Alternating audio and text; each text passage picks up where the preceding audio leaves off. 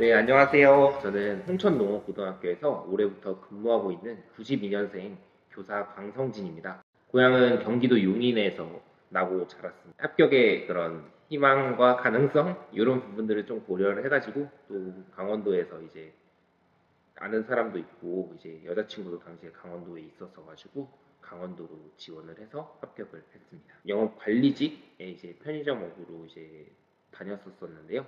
워낙 뭐 실적이라든지 이런 부분도 있고 제 실적을 또 채우기 위해서는 누군가의 것을 좀 더 뺏어 와야 제 실적이 되는 그런 구조다 보니까 다른 사람이랑 일하는 건 맞긴 한데 그 사람이랑 경쟁해야 되고 그 사람 것을 뺏어 와야 되는 게 사실 즐겁지가 않더라고요. 이게 서로 나눠주는 그런 직업이 없을까라고 생각을 해봤고 그게 이제 교사라고 생각을 했고요. 그래서 빠르게 대학원과 이런 것들을 준비를 해가지고 네, 교사로 전직을 했습니다. 뭐 아직까지는 매우 만족하고 있고요. 올해 초에 이제 6월에 결혼을 또 해가지고 지금은 원주에서 아예 이제 신혼집을 차렸고요. 그래서 어엿한 강원도 민으로 네, 살고 있습니다. 네, 또 이제 아버님 직장이 이제 강원도에 좀 오래 계셨어가지고 서울을 정리를 하고 이제 강원도로 와서 살게 됐고 그래서 저도 따라서 강원도로 들어왔고요. 원주가 아무래도 가장 강원도 도시 중에서는 최고로 좀 서울이랑도 많이 가까운 편이 있고 그다음에 서울이랑 가까운 여러 다른 강원도 군 중에서는 가장 편의시설이나 이런 부분이 좀 가장 크게 잘 되어 있어서 그래서 이제 원주로 신혼집을 차렸습니다. 그럴 것 같습니다. 이게 저도 처음에 발령이 어디 날지 몰라서 여러 군데를 이제 검색도 해보고 또 같이 공부하셨던 분들은 실제로 이제 강원 합격하고 나서 막 투어도 다니시고 하셨거든요. 근데 하루는 이제 이제 친구분이 사진을 갑자기 보냈는데 이게 암흑 같은 그런 불빛 정말 몇 개 없는 그런 사진을 보냈는데 태백에 이제 여행을 왔다고 하시더라고요. 태백의 밤 사진이라고 하면서 봤는데 와, 진짜 여기 가면 진짜 아무것도 없겠구나라는 생각을 할 수밖에 좀 없었어요. 네. 교통편에 대한 부분들이 일단 차량을 좀 이용해야 되는 게 좀 약간 필수적으로 다가오는 것 외에는 사실 대부분의 시설이나 이런 것들은 용인이랑 크게 다르지 않게 있는 것 같고요.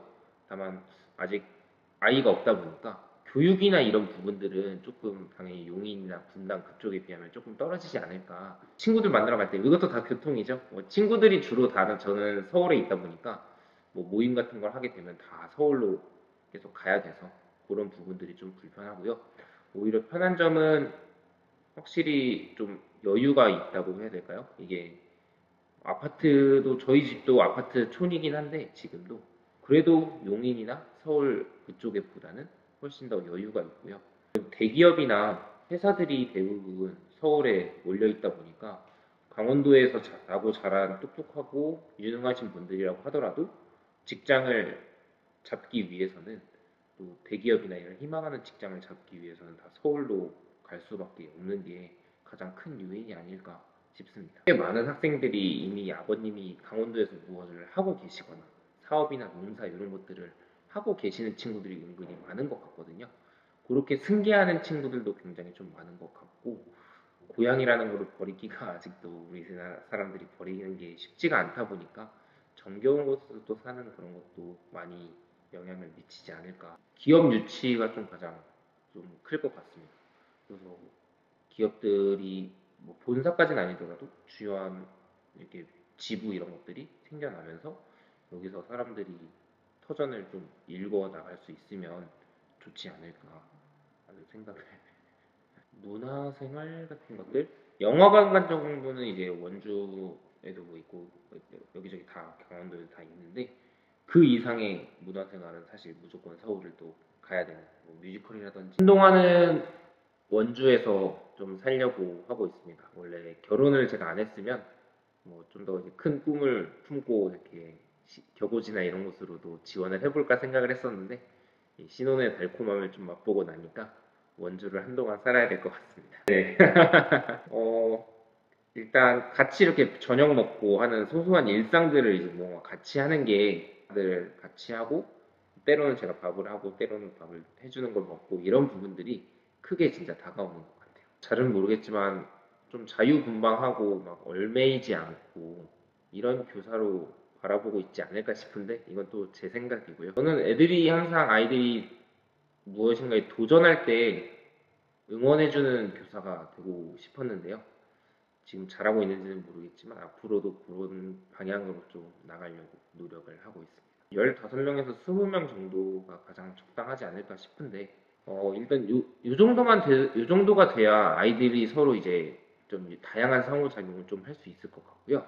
교사 입장에서는 그렇게 이 이상으로 넘어버리면 뭐 상담이라든지 아이들에 대한 관찰 부분의 그런 빈도가 지나치게 좀 평균적으로 떨어지게 될 것 같아서 네, 조금 더 적었으면 좋을 것 같긴 한데 학생들의 미래를 위해서 미래를 위한다면 좀 바로바로 학생 수가 줄어든다고 해서 교사도 같이 없앨 게 아니라 오히려 지금보다 더 아이들한테 좋은 교육 여건을 제공할 수 있게끔 노력을 해야 된다고 생각을 합니다.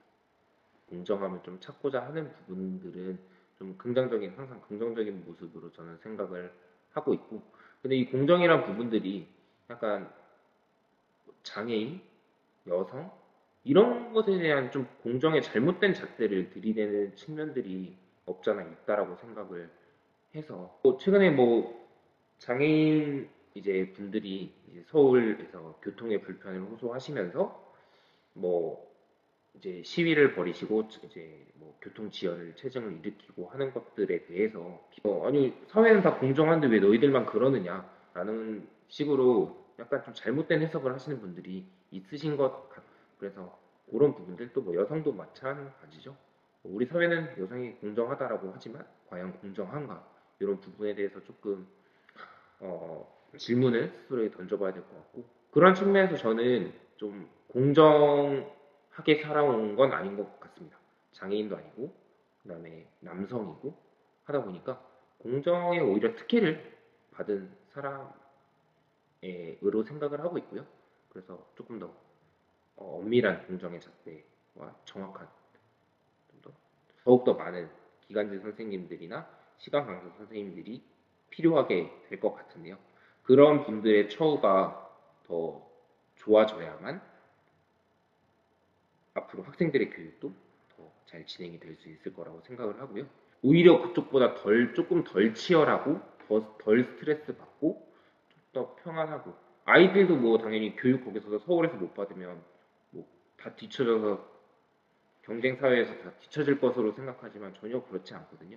오히려 제가 보기에는 저는 이제 경기도 용인에서 좀 학구열의 센 곳에서 학창 시절을 자라고 그때를 기억하고 보면 지금 아이들이 저희 학교 아이들이 훨씬 더 행복해 보이거든요.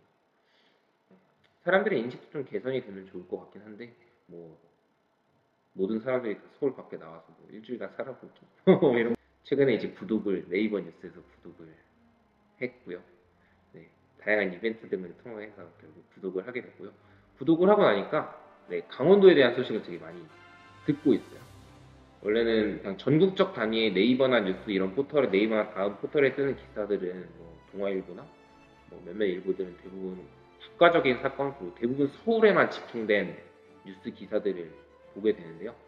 그 네이버 채널을 구독을 하고 나니까 굉장히 강원도에 대한 다양한 소식들을 좀 더 다채로운 시각을 오히려 볼 수 있게 돼서 좋습니다. 강원도민일보의 30주년을 진심으로 축하드립니다.